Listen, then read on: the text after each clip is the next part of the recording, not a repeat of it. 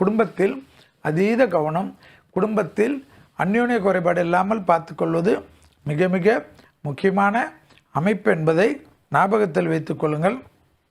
கும்பராசிக்காரர்களுக்கு பிள்ளைகள் விஷயத்தில் கோபதாபம் படாமல் இருந்தாலே அனுகூலம் ஏற்றமோ ஏற்றம் ஏற்படக்கூடிய காலகட்டம்.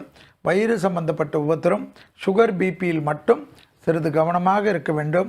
அபிராமி அந்தாதியில் இருக்கக்கூடிய 40, 59, 75வது பாடல், 90வது பாடலை ஒரு முறை படித்து கொண்டே இருப்பது அடுத்த 18 மாதத்திற்கு ப்ரிவென்ஷன் பண்ணி கொடுக்கக்கூடிய அற்புதமான பரிகாரம். லாபமும் சந்தோஷமும் ஏற்படும்.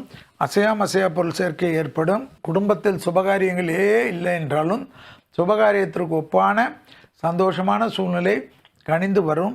உறவினர்கள் வருகை, நண்பர்கள் வருகை, புது வரவு வருவதற்குண்டான சாத்தியக்கூறுகளெல்லாம் குடும்பத்தில் ஒரு பெழிவையும் சந்தோஷத்தை தரும். யோக பலத்தை அதிகமாக பெறக்கூடிய ராசிக்காரர்கள் கும்பராசிக்காரர்கள்.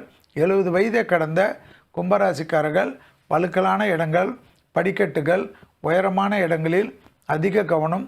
வாகனங்கள் ஓட்டுகின்ற சமயத்தில் ஃபோனை ஆஃப் செய்து விட்டு ஓட்டுவது நன்மை ஏற்படுத்தி தரும். கும்பராசிக்காரர்களுக்கு உத்தியோகம், தொழில், வியாபாரம், பணவரவு, முதலீடுகள், பெரிய மனிதர்கள் சந்திப்பது, கூட்டு தொழிலிருந்து தனிப்பட்ட தொழில் தொடங்குவதெல்லாம் ஏற்படும். கும்பராசிக்காரர்கள் துர்க்கையை பிடித்து கொள்வதும் துர்க்கை கவசத்தை சொல்வதும் பெரிய நிம்மதியும் பெரிய சந்தோஷத்தையும் ஏற்படுத்தி கொடுக்கும்.